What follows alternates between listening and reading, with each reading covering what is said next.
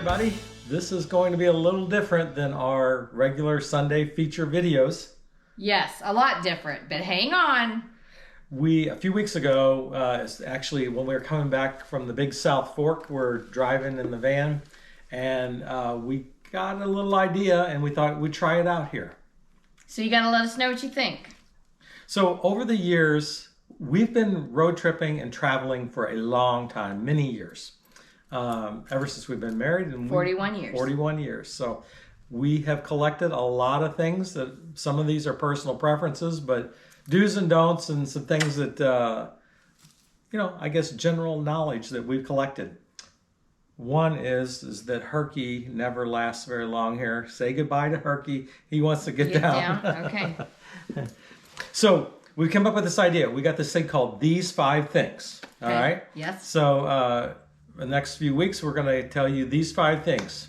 This week, a topic of these 5 things. Yes, we're going to pick a topic, and we're going to talk about 5 things in that topic. Right. This week is 5 reasons not to buy a tiny camper.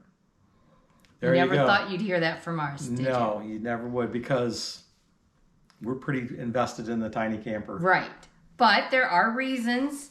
If you're thinking, oh, maybe I want to try this. Okay, here's 5 reasons. Don't try it. And these are observations that we've seen that people have bought tiny campers. Not only our experience, but have bought tiny campers, and then all of a sudden they've come to this realization. So that it's anyway, tiny. Number 1. You doing it or am I? I think you're doing it. All right, number 1. You can't stand up in it. Captain Obvious here. Yeah. Pointing out that you cannot stand up. I can hunch over, but you can't stand up in a tiny camper. So for us, it's not a problem. But you know what? There is times that not being able to stand up is a problem. Right. Right. Putting your pants on. Right. If it's raining and it's you're stuck inside laying down for a long time, not being able to stand up is big. Yeah. So, and I failed to mention that we'll have some positive things to say next time. So anyway. Yeah. Number 2, you can't have guests. Now that could be a good thing and that could be a bad thing. Right. Yeah. So people can't say, "Oh, you're going camping? I think I'll go with you," because where are they going to sleep? Right. So that would be a good thing. Sometimes. You don't want to have a bunch of people sleeping in your tiny camper. Although I have seen like whole families be inside there, but you kids really slide can't, under the bed. You really can't have guests. For us, this is a downfall for us in that we really want to take our grandkids camping with us. And so we have our tent on the outside that we can convert with that. You've seen some videos in the past of our niece traveling with us. And she slept in a tent outside. So you'd have those options. A connected tent that connected to our Easy Up when we took the Easy Up. You have those options, but obviously you can't have guests inside the camper with you. I know that some people have put rooftop tents on them and things like that, but not having guests. So one of the things you're a large family, this is not for you. This is not for you. In fact, I have seen people buy them and try to, adjust and wind up going a different route. Just get rid of it. Yeah, we have seen people put bunk beds in them and that, but for the most part, you can't take guests with you. So if you want a guest, get a bigger camper. Yeah. People look down on you. Number 3, people look down on you. This is true. We've experienced it. When we were out Southwest, this lady walked a very long way across 3 parking lots to come over to the gas station to tell me that I had a tiny camper. And where was the bathroom? And just her attitude made me mad, and so I said the bathroom was downstairs. It's the American culture. People think that just because you have bigger is better, and just because you travel with a tiny camper that you're poor. Right. And that is not the case. We are not wealthy by any means whatsoever, but we are at a point in our life where we could buy a different camper. A bigger camper. Yeah. And for but us, this is just easy for us. Yeah. So I had one guy tell me, he said, I thought it was kind of rude. Like I said, Right. people look down on you for having a tiny Right, camper. and they'll walk a long way to say things to you. We were at a campground. We were at the Red Coconut in Fort Myers. And this guy has this big Prevost motorhome, and he comes Next to us. He comes walking over there, and he says, "I want to see inside of this thing." I said, "Okay." So I show him the inside of it, and he says to me, "This thing looks claustrophobic. I don't know how you guys stand It's like it. sleeping in a coffin. It's like sleeping in a coffin." And my quick wit, I turned to him. I said, "I'll tell you what's really claustrophobic. Payments on a big motorhome that will suffocate you to death." He turned and walked away. He turned and walked away. He didn't talk to us the rest of the No, week, did he? that was it. Yeah. So if you're going to come over and talk down to me, I'm going to shoot it right back to you. Yeah. The days of being nice are over for us, I think. So, but we will talk about the positives at a later date. But I do got to say that it's not all negative. People don't always look down on you. Right.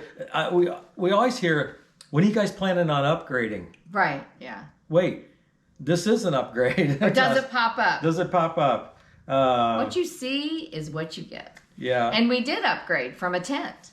Well, maybe a tent camper thinks that they don't need upgrading. So Yeah, true. I think it's what you want, but I got to tell you, I think it's this culture that people think they got to have this big monstrosity, and they think that there's something wrong as to why you have a tiny camper.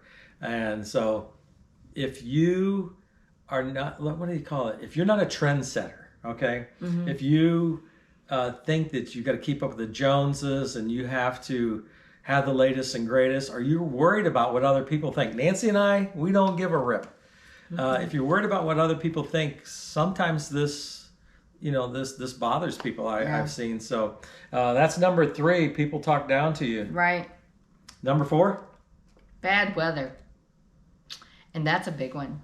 Mm-hmm. When we headed into, as long as we were in the lower 48 last year, like Montana and up in there, the Dakotas, we were fine. But once we hit into Canada, it was snowing, sleeting, raining, bitter cold. And like one time, Ed's like, "Well, let's just cook out here and I'll build a fire." And so I went out and I'm like, "Yeah, no, I'm not going to do this. I'll be in the trailer. Bring me dinner when it's ready." And he did. Listen, it's a real situation. Now, Right. If it's one night of rain or whatever, or you can get rid of it. You can move past it. Right. But you consider we were 2 weeks in sleet and Snow, and rain, cold, bitter cold. 2 weeks of that, and we were. And you have no place to hang your wet clothes. Mm-hmm. When your clothes get wet, your clothes are wet unless you get yourself to a laundromat to dry them. Right. So that is we got our list over here. Yeah. That is a reason why, if that's something that you don't think you can get past, then a tiny camper is not for you. No. Yeah. Or if you are At that point, it was not for me. I was ready. If somebody would have come up and said, "Hey, I'll give you $100 for your setup," I would have said, "Sold." You don't know it from our video. If you go back and watch our Alaska series, you don't know it from. Nancy put on a good face the first 2 weeks in Canada there when it Till we got snowed. to Skagway. So she was really struggling so much, the fact that she almost bailed on me and let me finish the trip. Seriously. I was almost on an airplane home. Seriously. Yeah. We knew exactly where the airport was. So look, it's real. Yeah. If you have bad weather Yeah. for days on end, it can weeks. get 2 weeks. It can wear and tear on Yeah, you. if you go back and look, once we got to Skagway, I was better. I was fine. So if you're camping in bad weather, now, the opposite's true. You do have your air conditioning and things like that if it's hot. Mm-hmm. But if you're in really bad weather, it can get, you've seen, we had some places where we moved through and there's tons of mosquitoes. And it's just impossible to sit out in the evening. So, but we were there. Some places that we were there several nights, we set our tent up, and that was better. Yeah. So, if you for one night we don't. If you can't push through in bad weather, then tiny camper might not be for you. Yeah. So you can think about that. Limited space. Limited space. You have to be super, super highly organized. Super organized. And I am constantly, after each trip, I go through every bin, every cubby, and have we used this in a while? Oh, let's take that out. I mean, I'm constantly going through, and we've had ours 7 years. Mm-hmm. We don't need this. Do we use this? Nah, let's not take it. And so, and here's another thing that Mr. Ferguson has trouble with.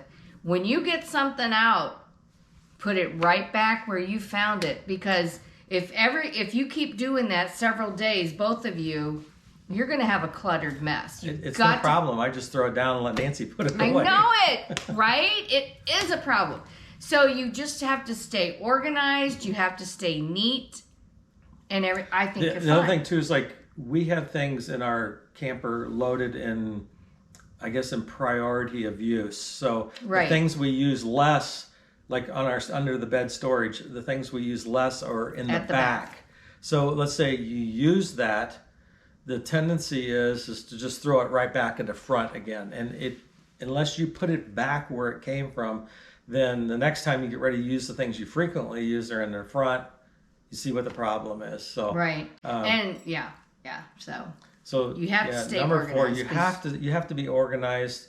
I am not so much organized, but Nancy's highly organized, so we just roll with that. Yeah. But if you're the kind of person that I call them yard sale, your stuff spread out all over the lawn, a tiny camper might not be either that, or you've got to have a pickup truck or something like that where you can throw everything in the back. But you might consider something different. Right. That's it. Number 6. Well, we had 5 things. 6 is a bonus here. Okay, we're going to give you a bonus round. Yeah, 6 is a bonus. And that is, you have to remember that you're camping, you're not RVing. Right. Some people... You want to be outside. Some people really want a large RV, and they buy the tiny camper thinking it's going...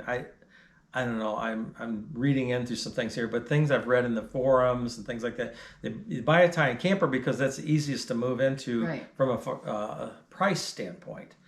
But the problem is they have the expectations of the large camper. So it's camping. It's not RVing. Right. Some people have those big rigs. They take them to a campground, set them all up, and you never see them again. They stay inside. So with a tiny camper, you're going to be outside. Right. You're going to be in the elements. All the things we listed above, or it's not RVing. No. So if you're looking, think about that before you buy a tiny camper. Are you wanting to RV, or are you going to camp? Right. For us, we're campers. Primarily road trippers, but we use do some camping. But we're not RVers where we go to someplace. You do see us at Fort Wilderness. Right. That's an example of an RV park. Right. But we camp when we're there. So primarily we are campers. So it's camping, it's not RVing. I hope that you enjoyed these 5 things and this one bonus round, because I just happened to think of that one. So let us know in the comments below. Right. Your 5 things, and let us know the things that you disagree with us on that. So this will give you and whether or not you like this or not. Keep it kind. Yeah, be kind to us. Be kind We're to us. old souls and old people.